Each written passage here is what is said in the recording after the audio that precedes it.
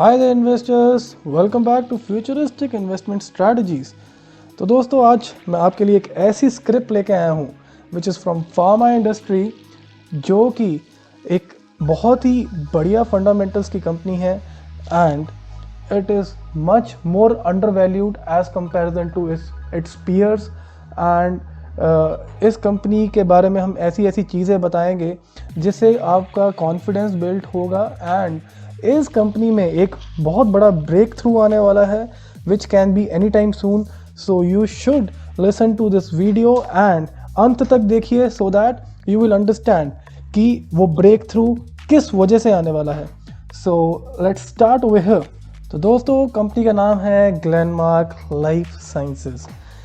तो ये बेसिकली एक फार्मास्यूटिकल कंपनी के जो API बनाती है, एक्टिव फार्मास्यूटिकल इंग्रेडिएंट्स। तो इसमें जो भी फार्मा कंपनीज इन कंपनीज से ये जो बेसिक इंग्रेडिएंट्स प्रोक्योर करके अपनी दवाइयाँ बनाती है। तो इस कंपनी का जो पोर्टफोलियो है दैट इज़ वेरी इम्प्रेसिव। इनके पास अराउंड 120 के करीब API हैं। एंड सबसे बड़ी बात, जो भी एरियाज थेरेपीज़ में ये जो APIs यूज़ होते हैं वो almost all of those therapies are chronic in nature. Chronic का मतलब होता है कि लाइफ टाइम चलने वाली डिजीज़।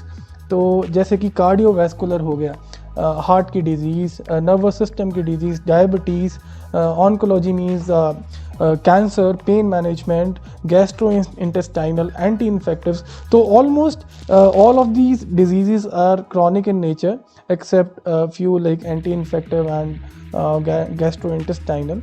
तो इस कंपनी की खास बात यह है कि इसके जो fundamentals are very good and इसके जो वैल्यूएशंस और ऑल्सो वेरी नाइस। दोस्तों, जैसा कि मैं नाम बता चुका हूँ कंपनी का, ग्लेनमार्क लाइफ साइंसेस। तो ये ग्लेनमार्क फार्मास्यूटिकल की सब्सिडरी है एंड इसका market cap is around 7,000 crore. तो एक स्मॉल कैप कंपनी है।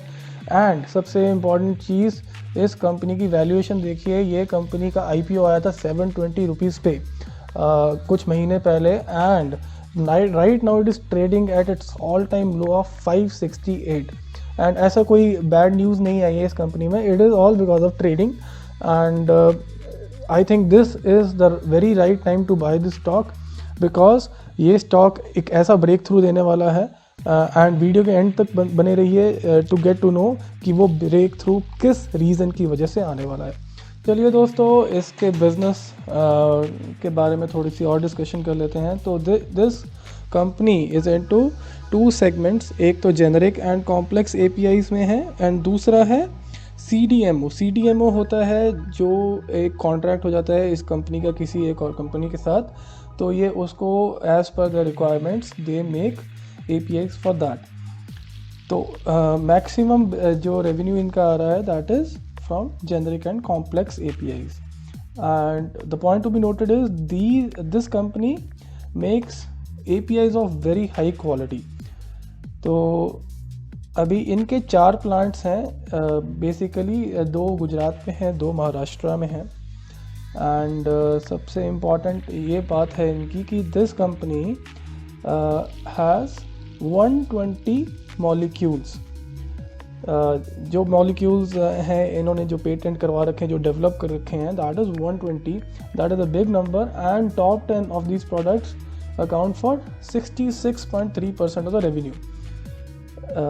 एंड उससे भी बड़ी बात यह है कि ये कंपनी जो है 8 से 10 मॉलिक्यूल्स एवरी ईयर निकालती है। एंड ऑलरेडी इन्होंने 399 DMF होता है ड्रग मास्टर फाइल, इन्होंने अप्लाई कर रखी हैं एज ऑन मार्च 2021। तो इस कंपनी के जो प्रोडक्ट्स हैं वो बहुत ही हाई क्वालिटी के हैं। जैसे कि नॉर्मल हम कंपनीज देखते हैं कि basically they are complying to US FDA ओनली, बट ये इस कंपनी ने has the compliance with lots of other regulators also like US FDA, PMDA, COFEPRI, Health Canada and other European regulator agencies। तो इस company का business जैसे normal हमारी companies होती हैं कि सिर्फ US में रहेगा, वहाँ पे नहीं है, it is all over the world. तो इट हैज़ ग्लोबल फुटप्रिंट। तो एंड इसका जो 43% ऑफ द रेवेन्यू है वो हमारा आता है इनका एक्सपोर्ट्स से। एंड सबसे इम्पॉर्टेंट बात जो है इस कंपनी की, that the R&D infrastructure which they have maintained is very impressive. जैसे कि बात करें अगर इनकी जो एम्प्लॉय स्ट्रेंथ है, जैसे 100 एम्प्लॉयज़ हैं, उसमें से 14 एम्प्लॉयज़ जो हैं they are into R&D for manufacturing new type of molecules। तो that is a very big number। And उसमें से भी ये इन लोगों इस कंपनी के 39 पेटेंट्स हैं एंड 39 पेटेंट्स जो हैं वो ऑलरेडी पेंडिंग है। तो इफ़ दो 39 पेटेंट्स आर ऑल्सो अप्रूव तो यू कैन गेस कि इनके रेवेन्यूज़ में कैसी जंप होएगी। And around 2.1% of the revenue spend of this company is into R&D। तो बहुत बड़ी चीज़ है आजकल की मार्केट में। जो कंपनी R&D में इन्वेस्ट कर रही है तो that will only succeed, because competition बहुत है इस बिज़नेस में। जैसा कि मैंने आपको बताया था कि इसके जो APIs हैं वो सारे के सारे क्रॉनिक डिजीज़ में हैं। तो so now let's discuss about a clipping which I've got from the rating agency Fitch। This was published in February 2021। तो इसके हिसाब से इस कंपनी के जो टॉप 10 कस्टमर हैं that account for around 28.2% of the business. तो that is also okay, because अगर टॉप 10 कस्टमर्स के ऊपर जो डिपेंडेंसी है अगर वो बहुत ज़्यादा होएगी then it can become a threat for the company. तो 28.2% is quite okay. And as we discuss 399 drug master files इन्होंने अप्लाई कर रखी हैं एंड 120 के करीब इनका पोर्टफोलियो है ऑफ APIs एंड 39 पेटेंट्स हैं एंड 39 पेटेंट्स पेंडिंग है ऑलरेडी। तो a little bit a negative point about this company is that their margin, operating profit margin has declined a little bit from 33% to 30.7%। that is basically because raw material cost जो इन company के हैं API companies के, they have been increasing continuously because of the inflation। And इसके जो की supply ingredients हैं जो supply होते हैं चाइना से, तो वहाँ से भी इनको प्रोक्योर करने में दिक्कत आ रही थी। तो इसकी वजह से their margins have been hit a little bit. So इस कंपनी की जो क्रेडिट प्रोफाइल है it has been very good. The cash flow generation is very good and जो इसका लिक्विडिटी है that is also very nice. It was around 1950 millions in FY20 and it is expected to increase to 336 crores in FY21। तो that is also a very big thing for this company। 336 crores का cash इनके bank balance में है। And सबसे important part इसकी जो parent company है that is Glenmark pharmaceuticals. तो ये basically 30 to 35% of their product they are supplying to that company. तो दैट इज़ नो ब्रेनर कि उस कंपनी की तरफ से इसको कभी दिक्कत आएगी नहीं। तो 30 to 35% जो इसका जो एंड प्रोडक्ट है वो तो ख़रीदा जाएगा ही जाएगा, बिकॉज एंड जो ये प्रोडक्ट सप्लाई करती है अपना ग्लेनमार्क फार्मा को, तो that accounts for around 10% of Glenmark pharma का कंसोलिडेटेड रेवेन्यू।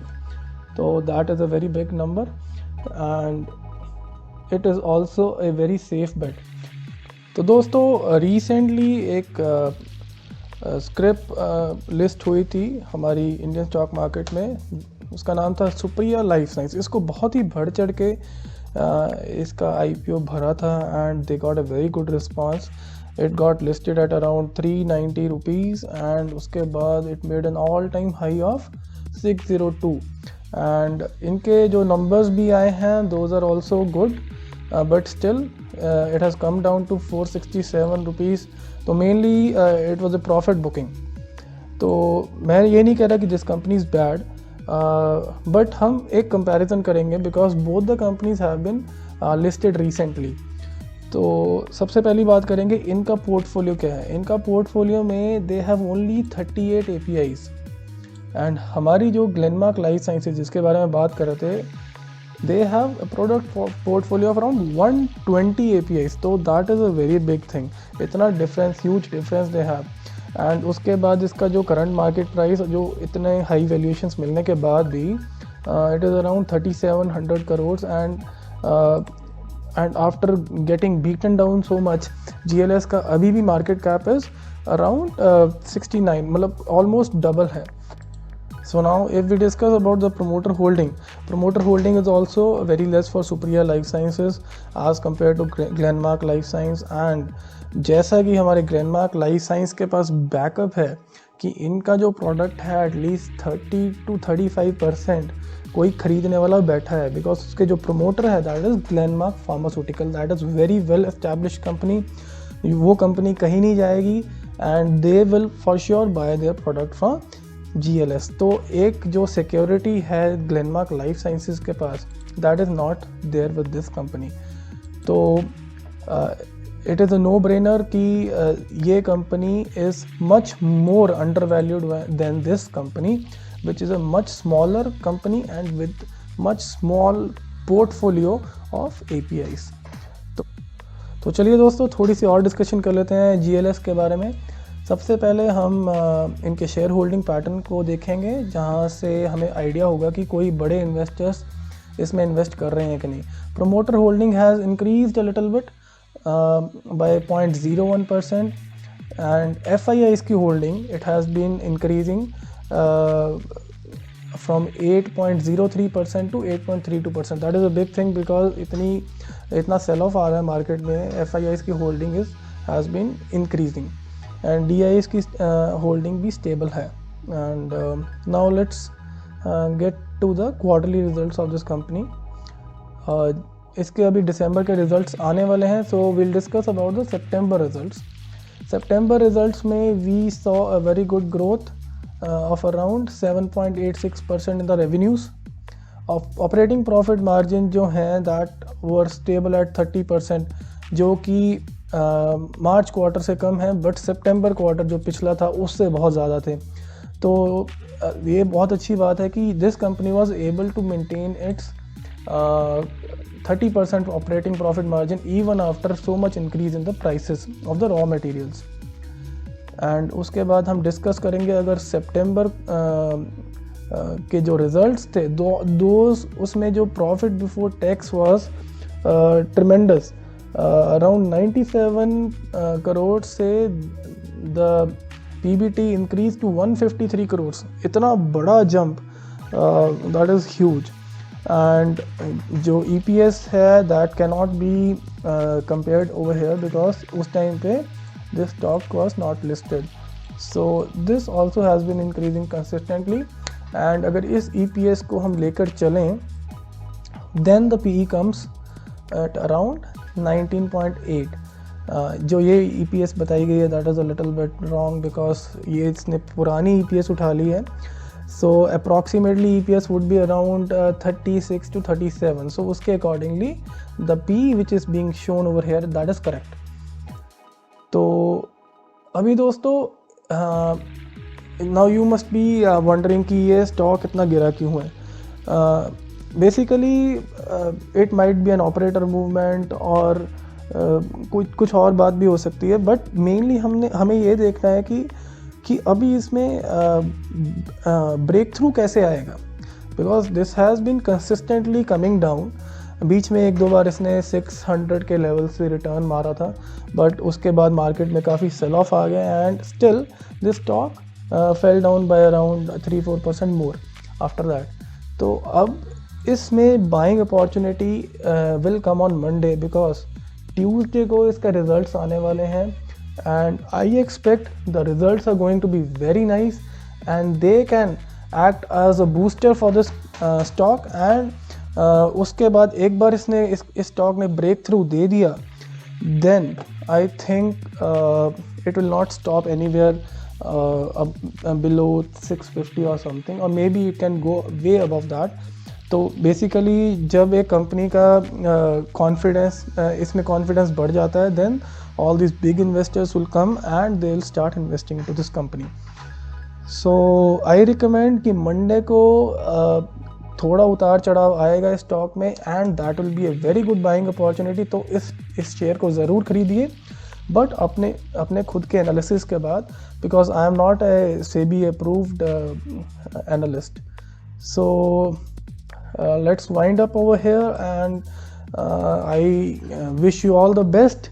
सो बेसिकली अगर रिजल्ट्स अच्छे आए तो keep holding this stock even if it falls down, and अगर बुरे आए तो you can cut your position. So will have a discussion after the results on this script. Thank you very much. All the best. And dosto, I have been making lots of videos nowadays, and I'm trying to be consistent enough. So please like, share and comment, and please subscribe to my channel so that you will be updated as soon as I release any video any soon. So thank you very much.